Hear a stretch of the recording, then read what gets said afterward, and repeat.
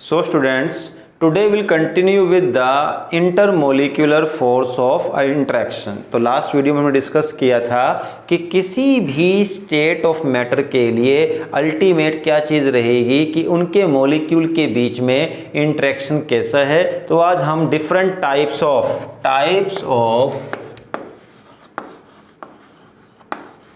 Intermolecular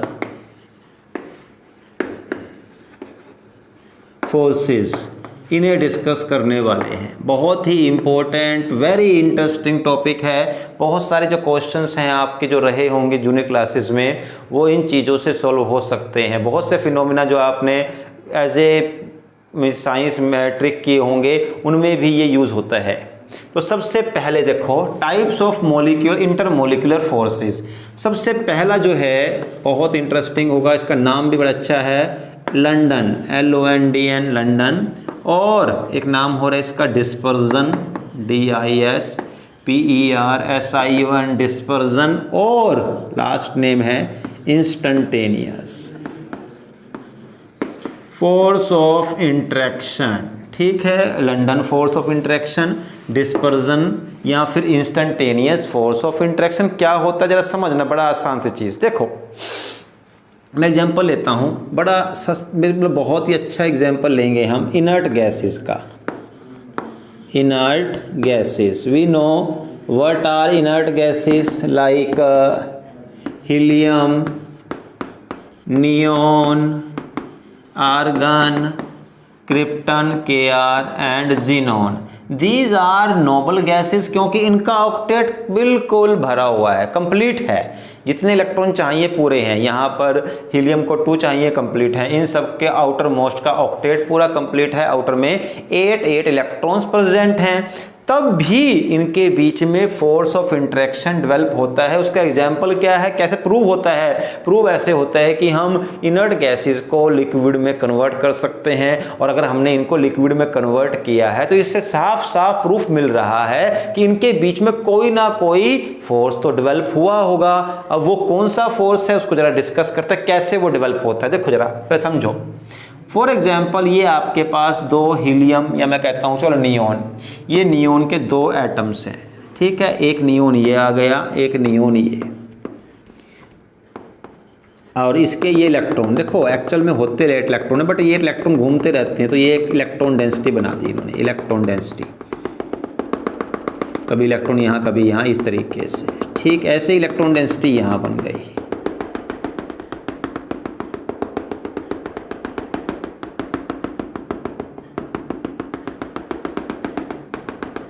now see, देखो होता क्या है कि ना due to some unknown reason, actually what is the exact reason for this no one knows. कि बिल्कुल कुछ चीज़ें देखो साइंस में जिनका अभी तक भी हमें पता नहीं लगा है कि ऐसा क्या हो रहा है। We don't know, maybe कि पता चल जाए 20-30 ईयर्स के बाद, बट अभी हमें नहीं पता कि कुछ अननोन रीजन की वजह से जो आपके ये इनर्ट गैसेस हैं उनमें क्या होता है कि किसी वजह से या मॉलिक्यूल के अंदर भी किसी वजह से ना किसी एक एटम या मॉलिक्यूल में इलेक्ट्रॉन डेंसिटी अनसिमेट्रिक बन जाएगी। अनसिमेट्रिक का मतलब क्या हुआ, अब इलेक्ट्रॉन इसमें सिमेट्रिकली जो है वो नहीं डिस्पर्स होंगे किसी एक तरफ। मान लो यहाँ इस तरफ इलेक्ट्रॉन डेंसिटी कम हो गई, मीन्स इलेक्ट्रॉन घूमेगा तो जरूर, लेकिन वो इस तरफ तो बहुत कम आया। मैक्सिमम कहाँ रहा, इस तरफ। जो घूमते घूमते मीन्स जैसे आप घूम रहे हो तो आप किसी एक एरिया में फालतू घूमना शुरू कर दो, किसी में कम,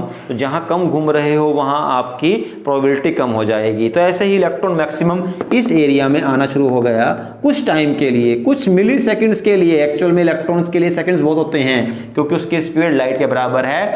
तो इतने मिली सेकेंड्स के लिए भी वो कुछ समय के लिए इधर हो गया फालतू, यहाँ कम हो गया। एंड वी नो जहाँ इलेक्ट्रॉन कम होते हैं वहाँ चार्ज क्या डेवलप हो जाएगा, डेल्टा पॉजिटिव। और यहाँ क्या डेवलप हो गया, डेल्टा नेगेटिव। एक ही एटम के अंदर 2 पोल डेवलप हो गए। एक पॉजिटिव पोल और एक negative pole, and this process is known as polarisation. तो क्या हुआ, एक एटम के अंदर क्या हो गई, पोलराइजेशन। और ये क्या करेगा, इसकी वजह से क्या होगा, देखो अब यहाँ चार्ज क्या डेवलप हो गया, पॉजिटिव, वो अपने नेबरिंग साथ वाले एटम के अंदर क्या करेगा कि यहाँ पॉजिटिव चार्ज जो इसका नेबरिंग एटम है उसके नेगेटिव को अपनी तरफ अट्रैक्ट करेगा। नेगेटिव क्या है, इलेक्ट्रॉन। तो ये एटम इस दूसरे एटम के इलेक्ट्रॉन्स को अपनी तरफ अट्रैक्ट कर लेगा, इस तरफ। जब ये डेवलप इसको अपनी तरफ अट्रैक्ट करेगा तो यहाँ चार्ज कौन सा डेवलप हो गया, नेगेटिव, तो यहाँ कौन सा डेवल्टा, पॉजिटिव, और फिर इनके बीच में एक फोर्स ऑफ इंटरेक्शन डेवलप हो जाएगी। और ऐसे ही बाकी मॉलिक्यूल्स या बाकी एटम्स के बीच में भी चलती रहेगी, और ये चीज़ परमानेंट नहीं होगी, it is very much temporary. कभी इस मॉलिक्यूल में, कभी इसमें, कभी इसमें, कभी इसमें चलती रहेगी, और ये एक वीक फोर्स ऑफ इंटरेक्शन होगी, और जो किसमें मिलेगी, गैसेस के बीच में, ठीक। और ज़रा ध्यान देना, जितना आप मॉलिक्यूल्स को या गैसेस को नज़दीक लाओगे उतनी ही ज़्यादा ये लंडन फोर्स या डिस्पर्जन फोर्स या instantaneous force of interaction develop होती चली जाएगी। तो जैसे जैसे नज़दीक लाओगे ये मोर एंड मोर स्ट्रॉन्ग होगी। इसीलिए जब हम इन गैसेस को बहुत ज़्यादा नज़दीक लेकर आएँ तो ये लिक्विड में कन्वर्ट हो सकती हैं। और दूसरी चीज़ कि ये किसके डायरेक्टली प्रोपोर्शनल है, means London force, dispersion force या instantaneous. This force is directly proportional to the size, या मैं कहूँ तो सरफेस एरिया। साइज या सरफेस एरिया के डायरेक्टली प्रोपोर्शनल हैं। आप देखो ये चीज़ें आपको आती हैं कंपटीशन में, यहाँ हमने खाली बोल दिया कि ये केवल डायरेक्टली सरफेस एरिया के प्रोपोर्शनल हैं, बट अब इसमें कंसेप्ट क्या बनता है। जैसे मैं कहता हूँ आपके पास है फ्लोरीन, चलो फ्लोरीन छोड़ो, आपने जो भी किया है, नियोन, हीलियम, सॉरी उल्टा कर दिया यहाँ पर, helium, neon, argon, krypton Kr and xenon Xe। ये बताओ इसमें हम किस गैस को सबसे जल्दी या सबसे इजीली लिक्विड में कन्वर्ट कर सकते हैं। सभी गैसेस हैं, बट किसको हम सबसे इजीली कन्वर्ट कर सकते हैं लिक्विड में। तो यहाँ इसका कैसे यूज़ करोगे, देखो हमने अभी डिस्कस किया है कि किसी भी गैस को लिक्विड में कन्वर्ट करने के लिए हमें क्या चाहिए, हमें उसके बीच में जो इंटरमोलिकुलर फोर्सेस हैं उनको इंक्रीज करना पड़ेगा। और अब देखो ये गैसेस कौन सी हैं, इनर्ट गैसेस हैं, सबके ऑक्टेट कंप्लीट हैं, तो क्या होगा, इनमें फोर्स कौन सा होगा, लंडन या डिस्पर्जन फोर्स या फिर इंस्टेंटेनियस। और वो किसके डायरेक्टली प्रोपोर्शनल है, साइज के। जैसे जैसे साइज बढ़ेगा वैसे वैसे ये फोर्स की स्ट्रेंथ बढ़ेगी, उतना ईजी होगा इसको हमें कन्वर्ट करना गैस को लिक्विड के अंदर। इसका मतलब जिनोन को हम सबसे इजीली कन्वर्ट कर सकते हैं गैस को लिक्विड में, क्योंकि इसका जो साइज है वो लार्ज है as compare to these, it has the largest size. पता है हमें डाउन द ग्रुप चलते हुए साइज बढ़ता है। अब क्योंकि जिनोन का साइज सबसे ज़्यादा होगा तो उसके बीच में इंट्रैक्शन, फोर्स ऑफ इंट्रैक्शन भी हाई होगा, तो हम उसको ईजिली गैस को लिक्विड में कन्वर्ट कर सकते हैं। ठीक, तो ये एक टाइप का फोर्स ऑफ इंट्रैक्शन हुआ जिसे हमने लंडन, इंस्टेंटेनियस या डिस्पर्जन बोल दिया। और ये किसके बीच में होगा, ये होगा नॉन पोलर मॉलिक्यूल्स या इनर्ट गैसेस में। देखो नॉन पोलर या इनर्ट क्या होते हैं अभी डिस्कस कर लेते हैं, ऑल्दो पहले हो चुका है वैसे। ये देखो जैसे Cl2 है, अब ये मॉलिक्यूल है, दो Cl के आपको एटम मिलेंगे। H2 है तो H2 में H और H हो जाएगा, F2 में F और F हो जाएगा। ठीक, अब ये भी गैस ही है, तो Cl2 और Cl2 में जो इंट्रैक्शन होगी वो किसकी होगी, मॉलिक्यूल के बीच में। ठीक, ऐसे ही जो इनर्ट गैसेस हैं वो तो एक ही एटम होगा, जैसे कि नियोन, एक ही एटम है तो नियोन और नियोन के बीच में। ठीक, तो ये होगी एटम और एटम के बीच में फोर्स ऑफ इंट्रैक्शन। ठीक, तो इस तरीके से हमारे पास जरा ध्यान देना, ये क्या हो गया, Cl और Cl ये है नॉन पोलर। वाई, क्योंकि व्हाट इज नॉन पोलर, जब दो एटम्स जो हैं उनके बीच में डिफरेंस ना हो इलेक्ट्रोनेगेटिविटी का, उसे क्या बोलते हैं, नॉन पोलर। तो जितनी इलेक्ट्रोनेगेटिविटी इस क्लोरीन की है उतनी इलेक्ट्रोनेगेटिविटी इसकी है, तो इलेक्ट्रॉन कहाँ रहेगा, बीच में। इसे क्या बोलेंगे हम, नॉन पोलर है। ये भी नॉन पोलर, ये भी नॉन पोलर। तो नॉन पोलर या फिर इनर्ट गैसेस के बीच में जो फोर्स ऑफ इंटरेक्शन है, means intermolecular force of interaction है, वो कौन सा होगा? लंडन, इंस्टेंटेनियस या फिर डिस्पर्जन। ठीक, अब दूसरे टाइप के फोर्स ऑफ इंटरेक्शन यानी कि इंटरमोलिकुलर फोर्स ऑफ इंटरेक्शन की बात करें तो वो होता है हमारे पास, second type is dipole induced dipole, dipole induced dipole. देखो जैसे हमारे पास मान लो दो मॉलिक्यूल्स हैं, एक तो है हमारे पास डाइपोल। डाइपोल मॉलिक्यूल का मतलब एक ऐसा मॉलिक्यूल जिसके अंदर दो पोल हो, एक पॉजिटिव हो एक negative. For example SO2, SO2 जो है ना ये बाइपोलर या डाइपोल होता है इसके पास। क्यों? क्योंकि SO2 ठीक है, S पर चार्ज क्या होगा? पॉजिटिव, O पर चार्ज क्या? नेगेटिव, क्योंकि O की इलेक्ट्रोनेगेटिविटी सल्फर से हाई है। दो पोल बन गए, डाइपोल हो गया, एक पॉजिटिव एक नेगेटिव। और इसके नज़दीक मैं ले आता हूं अगर Cl2, तो Cl2 क्या हो गया? Cl और Cl, ये इसकी इलेक्ट्रॉन डेंसिटी।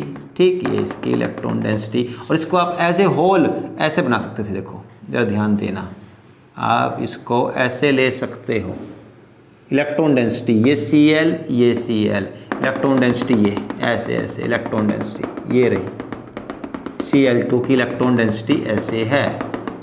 बात क्लियर हो गई? देखो अब क्या हुआ, इधर ये सल्फर है और ये इसका मॉलिक्यूल ऐसा है आपका। ठीक, और इसमें क्या है? इस तरफ इलेक्ट्रॉन डेंसिटी मान लो हाई है। ठीक है, अब ये क्या करेगा? नेगेटिव चार्ज इसके इलेक्ट्रॉन्स को रिपेल करेगा। ये नेगेटिव नेगेटिव क्या है? रिपेल करेंगे, तो क्या हो जाएगा? इधर इलेक्ट्रॉन्स कम हो जाएंगे। चार्ज क्या डेवलप हुआ? पॉजिटिव। यहाँ चार्ज कौन सा? नेगेटिव, क्योंकि इलेक्ट्रॉन्स फिर इस तरफ पहुँच जाएंगे। और अब हुआ क्या? देखो पहले Cl2 क्या था? नॉन पोलर, बट अब इसमें दो पोल डेवलप हुए। किसने डेवलप किए? SO2 ने। तो डाइपोल ने इंड्यूस करना मीन्स डेवलप करना, जबरदस्ती डेवलप कर देना। तो एक ऐसा मॉलिक्यूल जिसके पास दो पोल थे, उसने नॉन पोलर मॉलिक्यूल में एक डाइपोल को इंड्यूस करवा दिया। इस टाइप की इंटरेक्शन को बोलते हैं हम डाइपोल इंड्यूस्ड डाइपोल। यानी कि डाइपोल इंड्यूस्ड डाइपोल में हमें एक ऐसा मॉलिक्यूल लेना पड़ेगा जिसके पास डाइपोल हो, और दूसरा कैसा होना चाहिए? जिसके पास डाइपोल ना हो। तो डाइपोल वाला जिसके पास पॉजिटिव नेगेटिव है वो दूसरे के अंदर डाइपोल को इंड्यूस कर देगा। ठीक, और इसके बाद हमारे पास लास्ट बचा हुआ है थर्ड टाइप की interaction, that is known as dipole dipole interaction. ये बड़ा आसान सा, देखो डाइपोल डाइपोल इंटरेक्शन।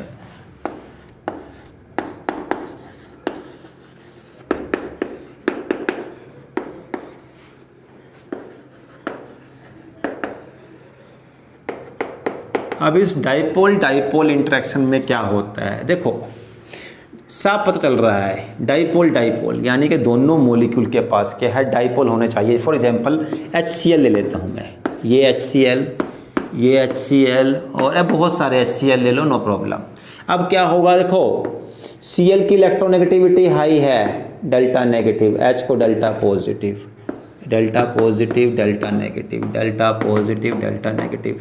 आप देखो इसका नेगेटिव पोल इसके पॉजिटिव पोल से क्या बनाएगा? Intermolecular interaction. ऐसे तो ये जो इंटरमोलिकुलर इंटरेक्शन हुई किसके बीच में हुई? दो ऐसे मॉलिक्यूल के बीच में जिनके पास टू पोल्स हैं, मींस डाइपोल्स हैं, and this type of interaction is known as dipole dipole interaction. अब देखो ये परमानेंट होगी, क्योंकि देखो डाइपोल तो परमानेंट रहेंगे, ये तो पहले ही फिक्स है कि नेगेटिव है पॉजिटिव है, इसलिए परमानेंट होगी। It will be a permanent and it will be stronger then the London या फिर इंस्टेंटेनियस और dispersion, and dipole induced dipole से भी स्ट्रॉन्ग होगी क्योंकि इसके डाइपोल्स हैं वो परमानेंट होंगे। ठीक, तो तीनों में सबसे स्ट्रॉन्ग ये और सबसे वीक कौन सी हो गई? लंडन या डिस्पर्जन या फिर इंस्टेंटेनियस फोर्स ऑफ इंटरेक्शन। तो ठीक है, तो ये हमने तीनों टाइप की इंटरमोलिकुलर फोर्सेस ऑफ इंटरेक्शन को आज हमने स्टडी किया। तो इससे हमें देखो क्या आइडिया मिला इससे आइडिया हमें ये मिला कि जो अब तक हम जानते थे कि मॉलिक्यूल कैसे बना, जब एटम नज़दीक आए उनके बीच में एक अट्रैक्शन डेवलप हुई, और वो अट्रैक्शन कौन सी थी? इंट्रामोलिकुलर, क्योंकि उसने मॉलिक्यूल को बनाया वो मॉलिक्यूल के बीच में है। फिर बाद में मॉलिक्यूल भी नज़दीक आने स्टार्ट हो गए, और जब मॉलिक्यूल नज़दीक आए तो उनके बीच में क्या है? इंटरमोलिक्यूलर इंट्रैक्शन डेवलप हुआ, और वो कितना स्ट्रॉन्ग है उस पर डिपेंड किया कि आपकी जो मैटर है वो लिक्विड होगी, सॉलिड होगी या गैस होगी। ठीक है, तो बस इसके बाद हम अब एक और फोर्स्ड कल डेवलप करेंगे जो कि इंटरमोलिकुलर से थोड़ा सा स्ट्रॉन्ग होता है। ठीक है, तो उसके बाद हम फिर आगे आपके पास गैसेस एंड लिक्विड, हमारे पास +1 में गैसेस और लिक्विड ही हैं, स्टेट्स ऑफ मैटर, जिन्हें हम डिस्कस करेंगे। Okay, thank you for this video.